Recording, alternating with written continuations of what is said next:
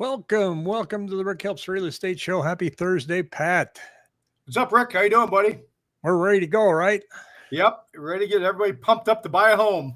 That's right. We're just going to tell you why you should buy now. Get right out there now. Marry the house, date the rate. Let's go. Let's rock and roll. Let's get down these summer doldrums. Go and buy a home. Yeah, that's what everybody thinks we're doing anyway. So let's just admit it. Let's get out there. Let's hit it, boys. We barely have time to do this video because I got several calls already to get out. Monday, I'm going to call Monday Spam Call Monday. My phone this past Monday, one after another. Then it just kind of tamps down as we go through the week. But I know. I just kind of went off on that tangent. We're going to talk about asking prices versus list prices. And I do that a lot.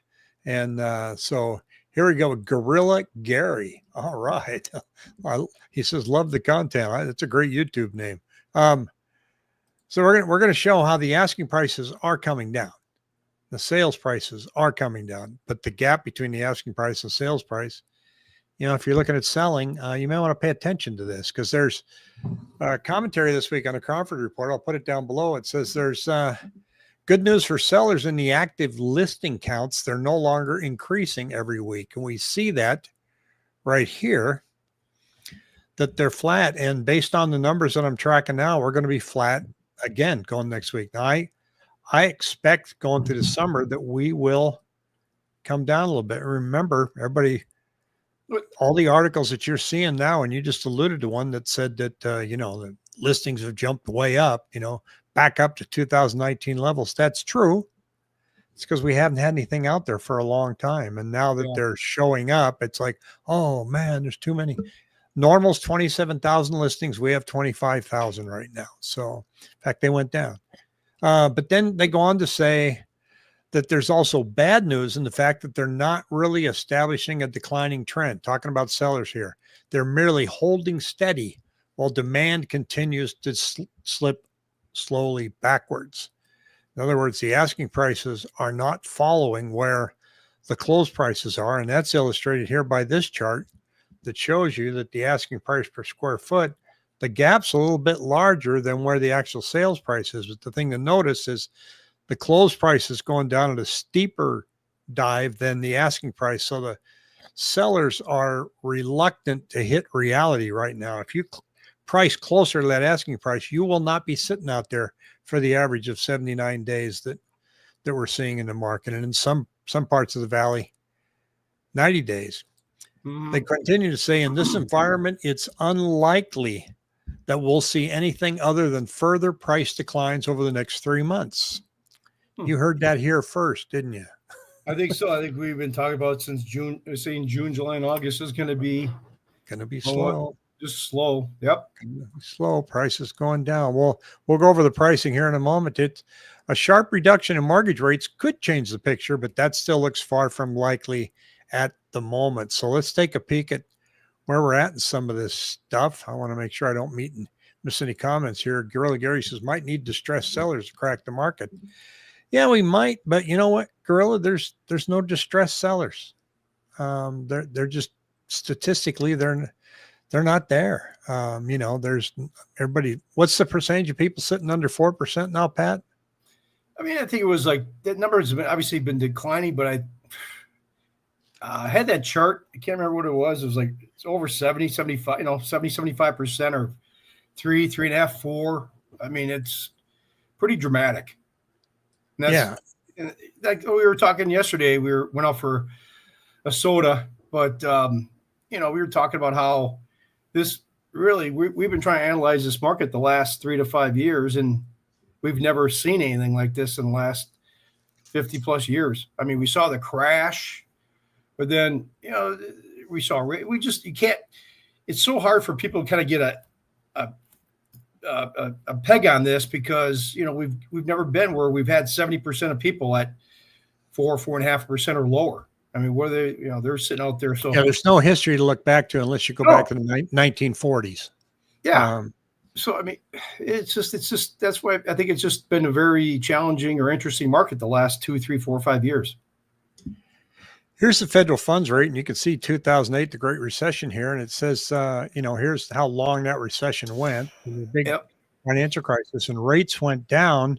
Well, mortgage rates weren't in the 3.5 range then, No. despite the fact that the federal bank, lowered them so much. But the other thing is, during this period, even if rates are really low, nobody could buy because they walked away from the homes that they bought here. So the rate was at 5.75. The prevailing mortgage was hovering about 7, maybe 8%.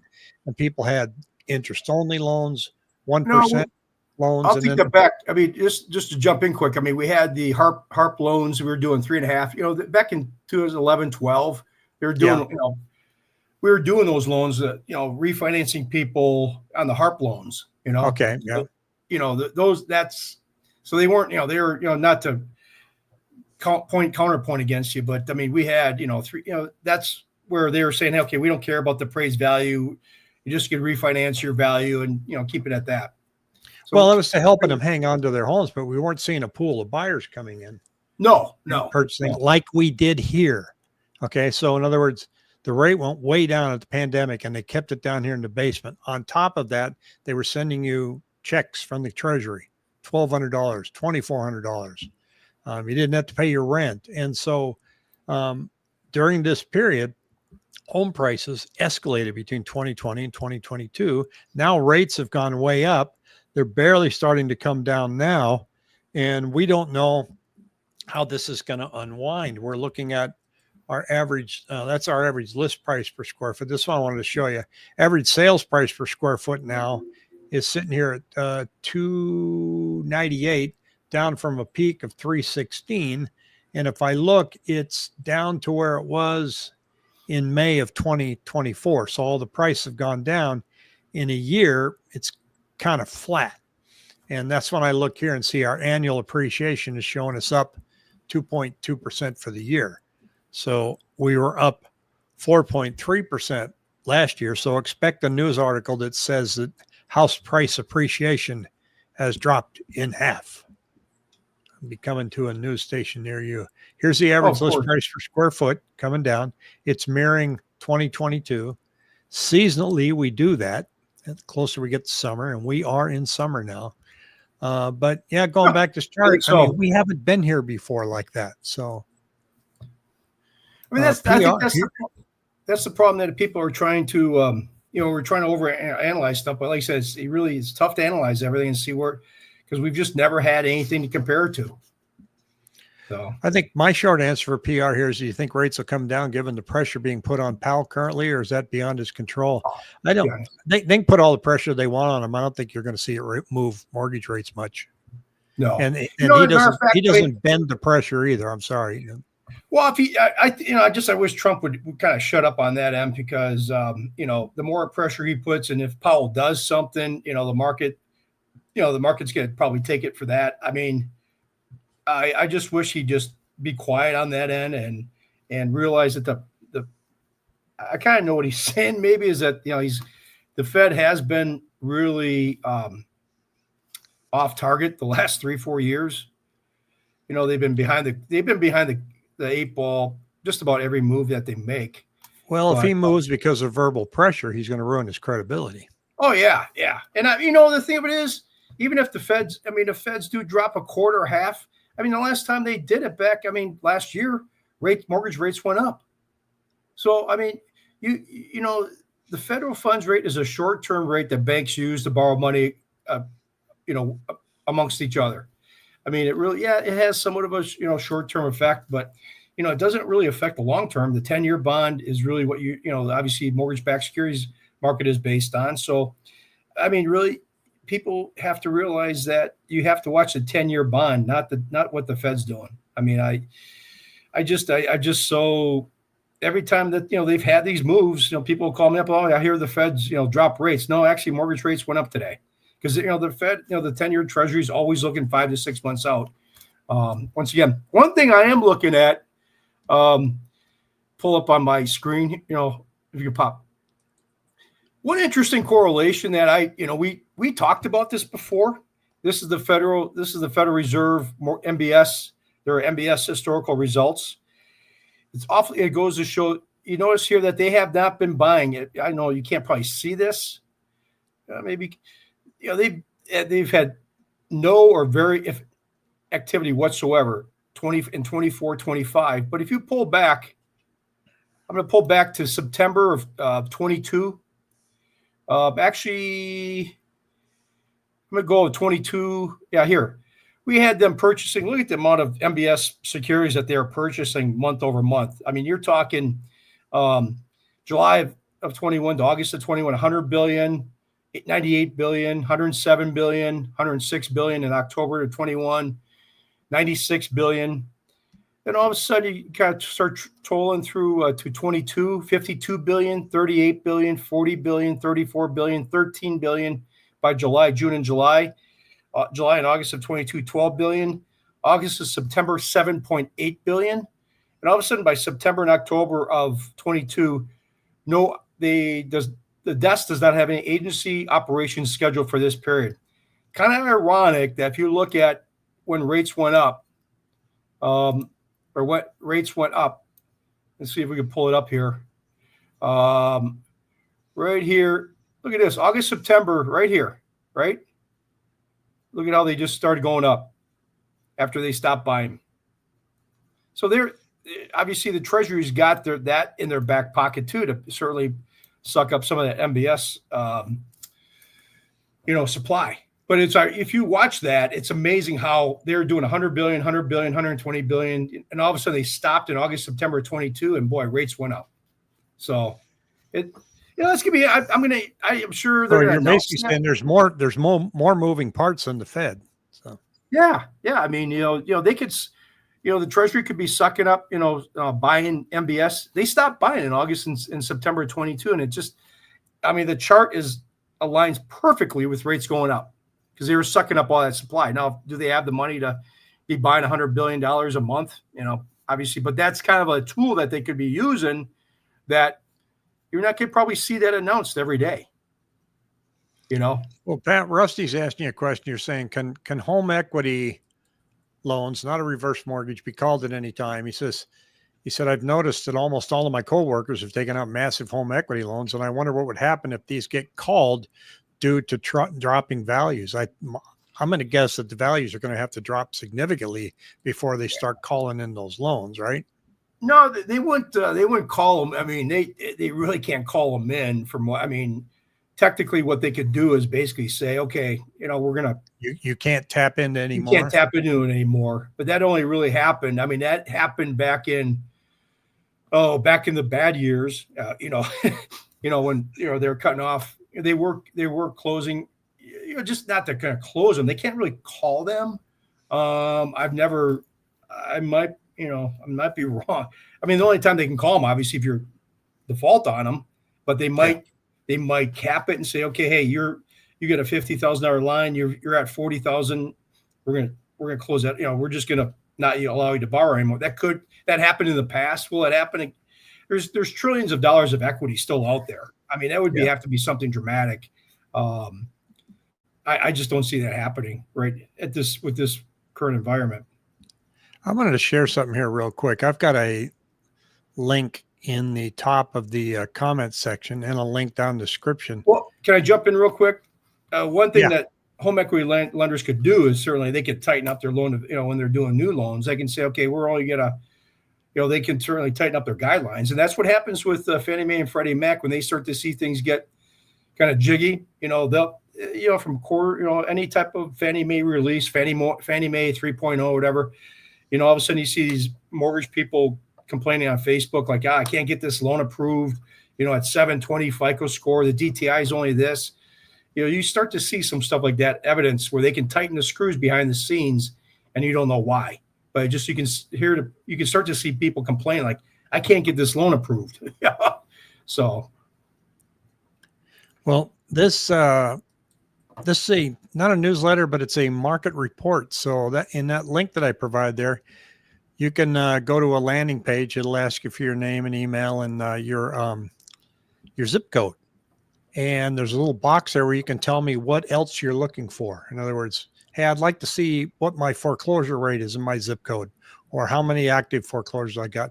This thing gives you current market overview, pricing trends, inventory, market comparisons, population growth, risk factors, price market predictions, market crash forecast analysis. And so now when you get that, it's going to go into my CRM, and you're probably going to get a text message that I'm trying to figure out how to turn that off. But in the meantime, because I don't like spam anybody. So if you do sign up for this and it gets a text message and goes, hey, Bob, hey, Sally, are you looking to buy a home? Just type in the word stop, and then you won't get any more of those. I try to get in time to turn them off. But, you know, I did this the other night, and at 8 o'clock at night, my phone was blowing up. A lot of people were trying to get this. Can we just put FO? Or no, would that be appropriate or no? Well, it doesn't stop it. I mean, it certainly shares your feelings. And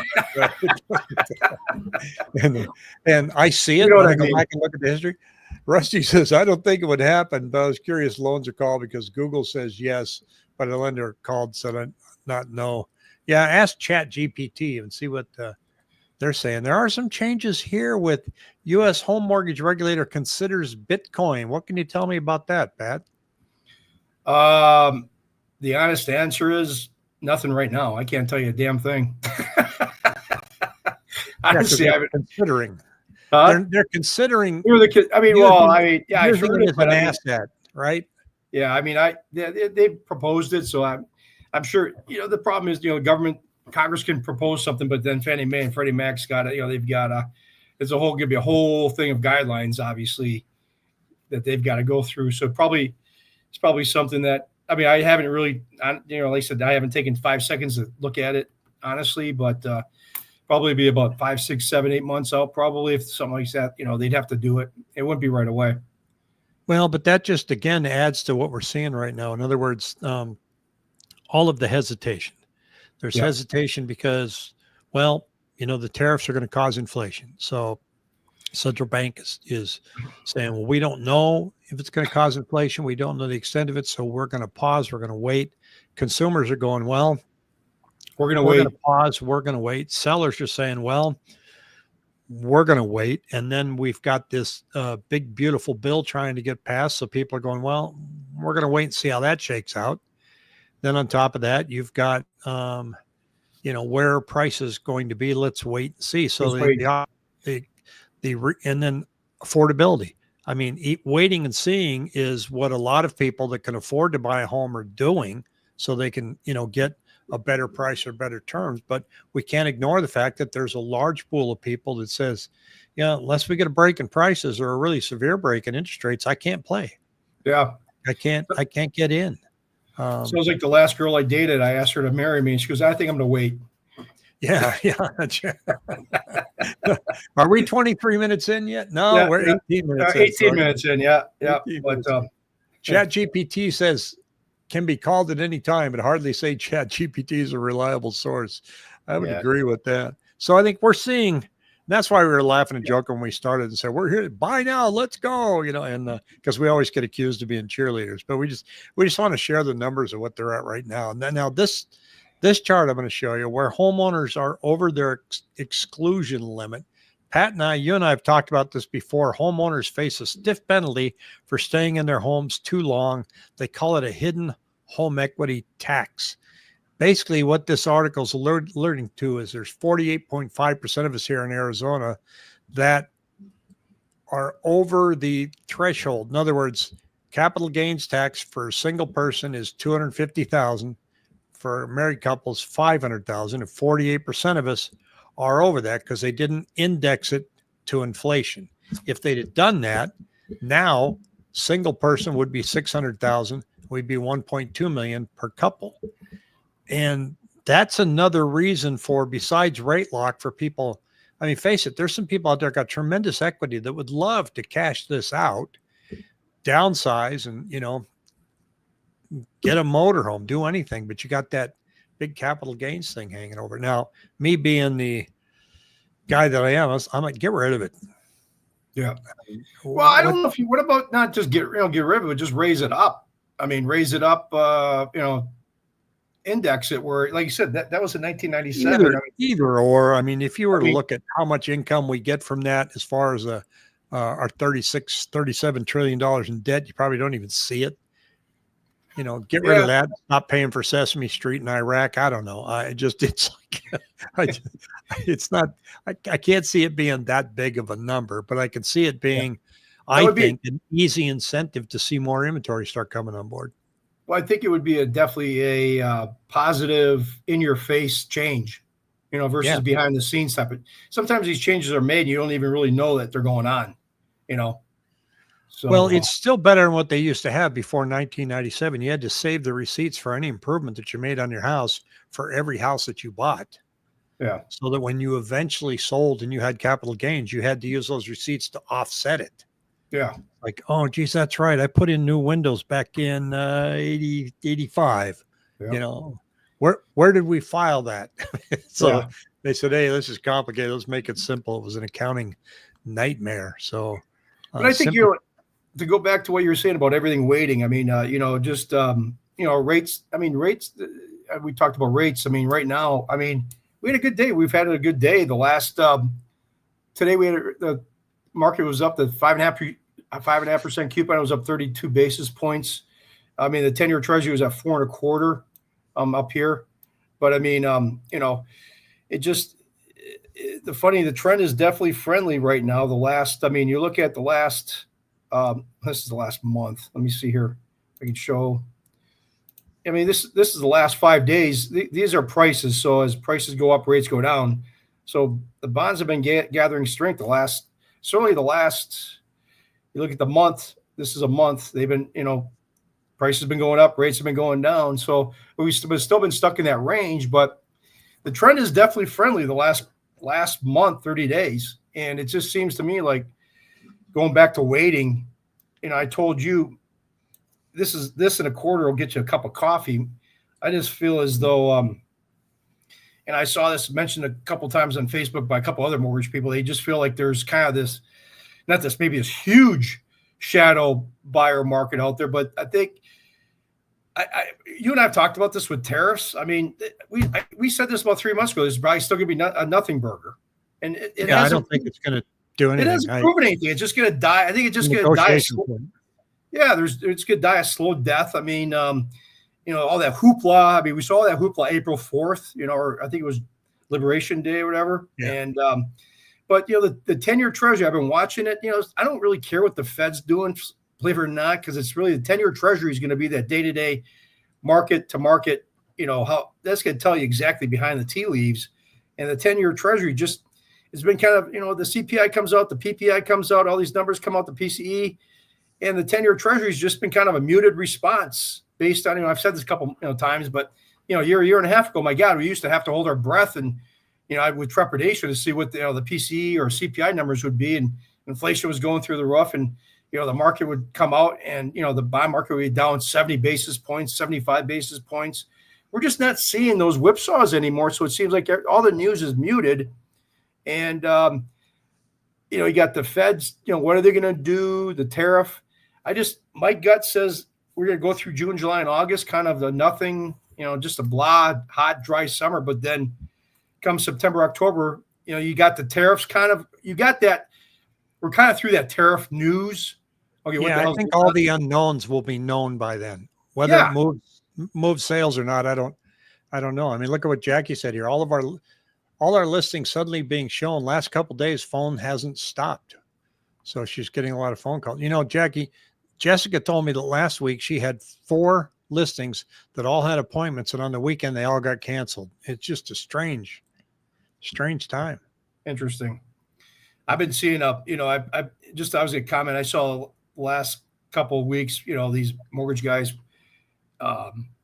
advertising these DPA programs, and it's not the down payment, it's the affordability issue. I mean, you could have I get a kick out of these down payment assistance programs saying, these are for low income. This is a low income down payment assistance program. Well, if you're low income down payment assistance, you probably can't afford it because you just can't afford the house right now. So what the hell is the down payment? Down payment assistance not going to help you that much. No, and it'll come with a higher rate. This is the big gold slab here is a number of new listings. Look at how it declined this week. And now we've got slightly more contracts than we had new listings, and the contracts are sitting here at 2,600. We don't hit contracts at 2,600 until Christmas. That's when everybody stops. So the brakes are on. And, last June, we were sitting at about 3,000 contracts. 400 is not a big number, but again, it's the relationship between the two. And so right now, this week, we're not adding any more inventory out there. We're going to pull this thing up next week and see that we're still probably, this ticker that I have there where it says down on the bottom here, current active listings, 25,830. That only changed by 30 homes after a week. So next week can go on. It's probably going to go down, another 60 homes or so. So it's dead. If you're trying to price in this market and it's dead, you can't be above the average sales price. You just can't. Nobody wants it. Yeah. And Jessica said they wrote a low offer on a house in Maricopa that had been on the market for 3 days, and they didn't even counter. They just said full price or nothing. It's like, okay, knock yourself out. Yeah. PR. Looking at houses, and at the end of the day, they're still overpriced, in my opinion, of course. So count me in those who are ready to move, but won't because the value isn't there. Yeah, I can't fault you there. I can't. No, yeah. The value will be there too when if you find a house. Houses are unique. If you see a house that you're going to come across that house that you can't, it's like you're not going to find something like this. That's once that dress is gone off or that suit is gone off the market, you'll never be able to buy it again. That's the unusual thing about real estate. If you do see something, this market does give you that affordability to basically take your time. Well, my middle son would like to buy when his lease expires. I think he's only 3 or 4 months into a 1-year lease. And he asked me what I thought. And I said, we'll have a clearer direction in September. Right now, I haven't seen prices come down enough to where I could look you in the eye and say, get in now, Kevin. I said, but there are some that show up from time to time. But I said, you also should consider, since you get to work remotely, that maybe Phoenix isn't where you want to stay. I'm not trying to push my son out of town, but I said, something to consider. He went out to Maryland for a meeting with the company he was with. And I said, how was that? He goes, muggy. He said, I looked outside, it was 65. I said, he was going to walk about a mile to go somewhere. So he put on a little sweater. He goes, boy, was that stupid. Just wringing wet when he got there. Yeah. So I said, there's things to consider, but there's other markets that are lower than here and for a reason. And, we blame California for a lot of this, and it's not California's fault. It's when you look at the national chart of house appreciation, everybody went up. So it's easier for us to blame the neighboring state because obviously, they're just moving next door, getting out of California. But at the same time, California prices were still going up, but we also got people from Washington, Wisconsin, Minnesota, Chicago, New York. So people came here. People just moved to and fro, or they moved within their city, and demand exceeded supply. So up went the prices. Yep. Some areas got hit harder than others, like Idaho, Boise, Pocatello, Coeur d'Alene. So I think go ahead. It's just, I think, like you said, I think all being said, I think rates, go back. My rates, the rates that I pull up every week, we've gone from 6, 7, 8, 7 down to the price range right now is about 6.5 or the break point, the sweet spot, 6.5. So we've come down, a little bit. There's going to be something that's going to push a lot of people over, but, it wouldn't take us much, honestly, to get, the pricing into the, low 6s, the way the bond market's, if it reacts, all it takes is really, you can have 2-3 weeks where the bond market just is, you could shave off a half a point, like, holy crap, rates, and all of a sudden you've got those people kind of coming back. So that's the only thing I see. On my end. Well, Sebastian here, and he said this before. He goes, "It's a bloodbath out there. I was holding out for 1.2 million for my 1,800 square foot home. Now nobody will even touch it for 800,000. I should have sold." And we've talked before. You live across the street from Pat. I mean, you're just in a bad neighborhood, Sebastian. Yeah, and your roof is shot. I mean, so I just tell him like it is, I guess. Pat has pictures. No, I have no idea where you live. I think that's funny. It's a standoff. Sellers will have to eventually come down. But if they don't have to sell and then assume the real estate drop 10% in the next year, will they chase dropping prices, just pull out? We'll see next week. What are the expired numbers again? We have the highest number of expireds and canceleds that we've had for a long time. And that just means they said, well, let's see if we can get it. And if we don't, that's okay. I'll stay here. And that's the market. They're not, the percentage of people that have to sell, there's no desperation in this market. No, that's what we alluded to earlier about how this market is just so undeniably different than any market we've ever been in, because people have bought a house for 250, 300 back in the day. Now it's worth 758 or whatever. I mean, okay, so they go down 100,000, but they're like, okay, we don't need to sell. Back in 08, 2008, 9, 10, they had to sell. So that's what we're kind of up against. And, we're not making it up. It's just like you said, sellers have to get real, and that's just the pure facts. I mean, you can't refute that. I mean, and they're talking about Sebastian saying my roof is original. You can't buy a new roof that is quality like it was built 30 years ago. So that, it's all that marble you have in there, Sebastian. And the orange paint in your kitchen. One of these days you're going to have to send me the address. Yeah, really. Okay. 1,800 square feet for 1.2 million. What could possibly be the problem? So I've seen some 1.8 million that are bigger, and I walk in and go, are they kidding me? Yeah. I saw one that was 1.4 million. I couldn't believe how trashed it was. And well, a lot of these Scottsdale homes that were, I went through the MLS, and I was doing a history, just going through a history of a lot of the homes that were 550 back 7-8 years ago. Not, just average standard Scottsdale homes, 1.2, 1.3. And you look through it, and you're like, no, there's not a lot here for 1.3. Here's our expired listings year to date, 3,813 compared to last year, or 2023, 2,848. The year before that, 2,484. Now there's expireds and there's also canceled listings. And that number is higher right here. See that? 516 compared to last year, 359. So expireds and canceled when added together ends up being a pretty big number. And that just, again, it just tells us, well, I'll give it a shot. Yeah.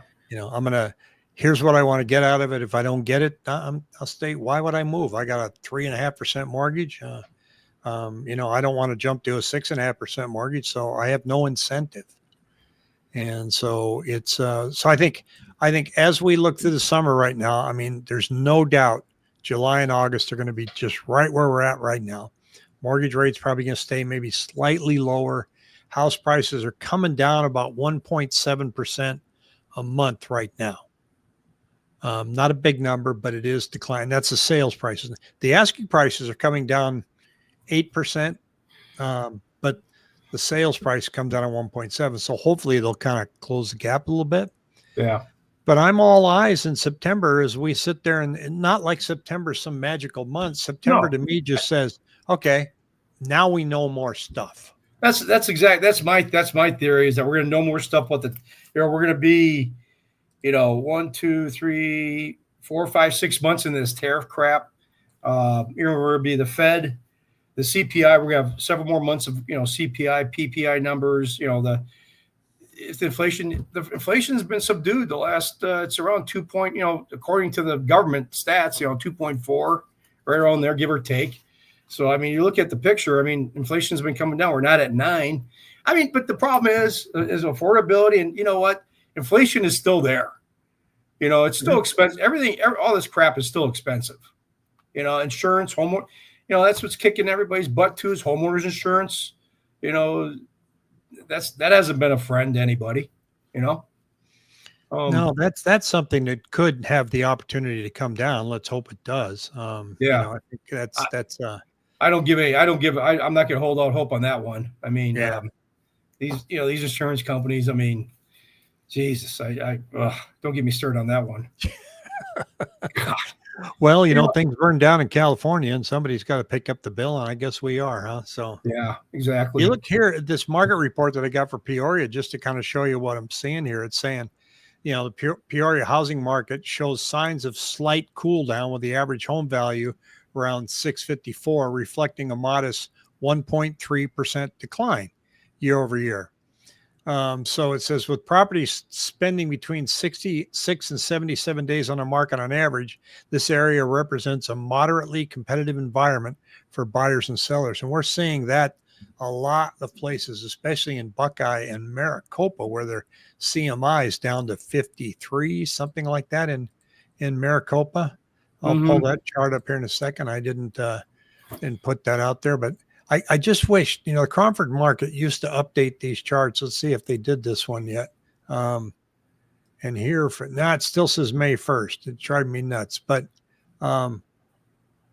all areas. Now I want to go to see anybody that doesn't have the Cromford market report and you're at home, at least you know how to use it. I'm showing you.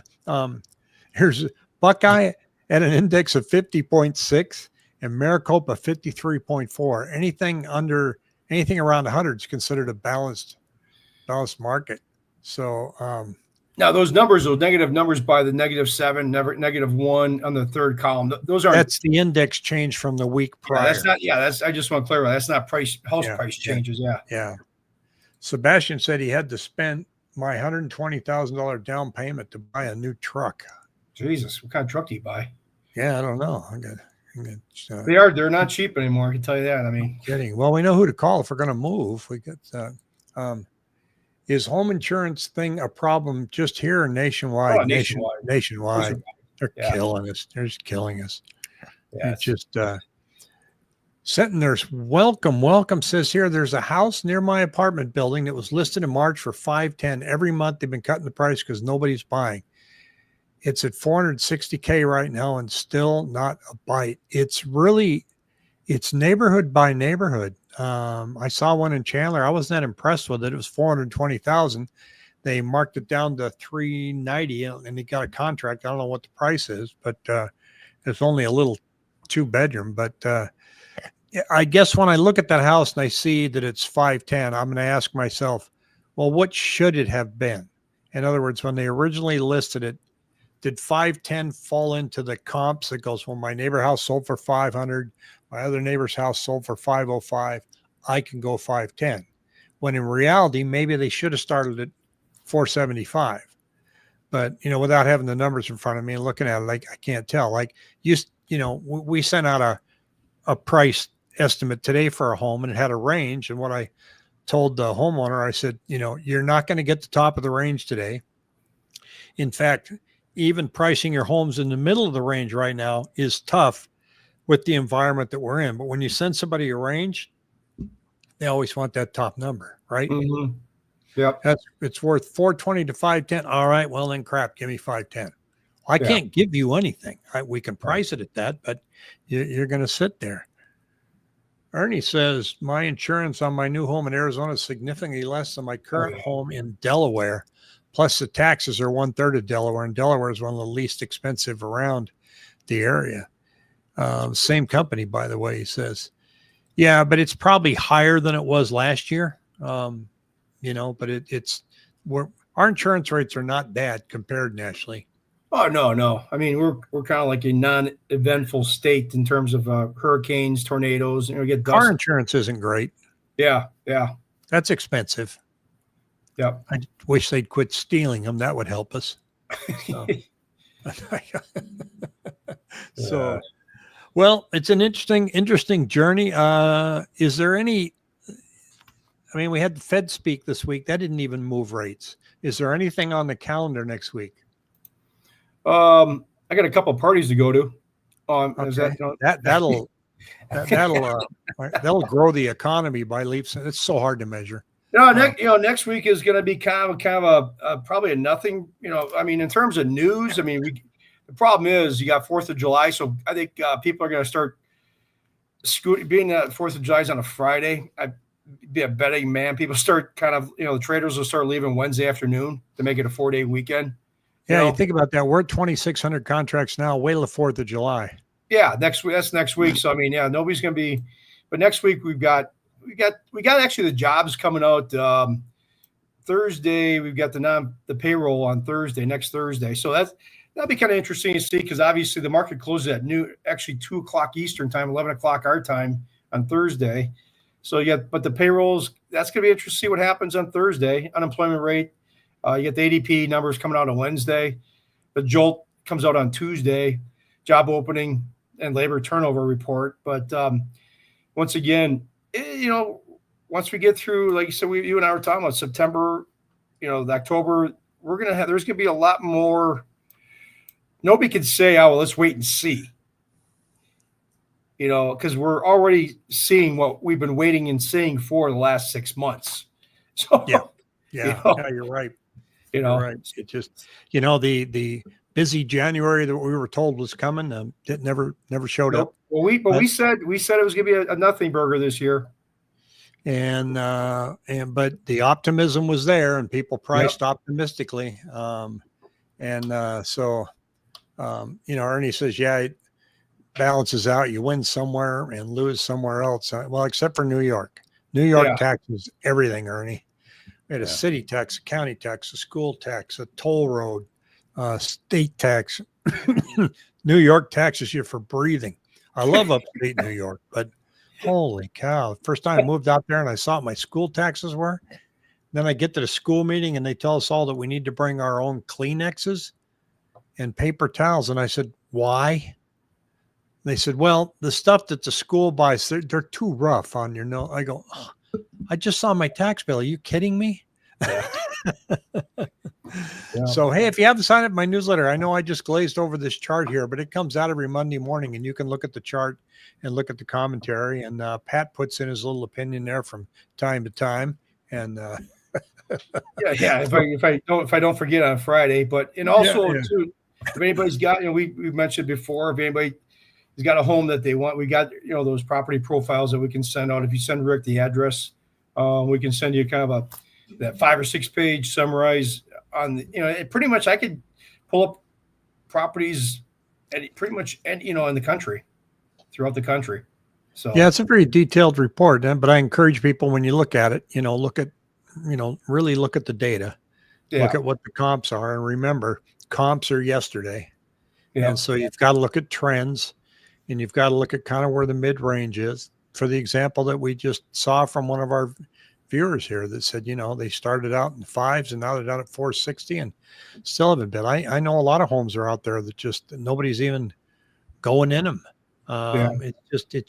It's a combination for us right now of unaffordability and added up to our slow doldrums of summer. We get slow. And this is the time you need to feel sorry for your realtors putting out open house signs and taking them down about 2 o'clock in the afternoon you'll see them wearing oven mitts if they got those open house signs that are metal. Grabbing them with an oven mitt and putting them in the back of their car. And it's brutal out there. But that's the business you signed up for, right? So yeah, exactly. Well, Pat, good to see you. Hope we'll hook up again probably after the 4th of July because everybody's going to be leaving next Thursday. And, for those of you that are traveling, be safe. And we will see everybody when you get back. Thanks, everybody, for watching. See ya.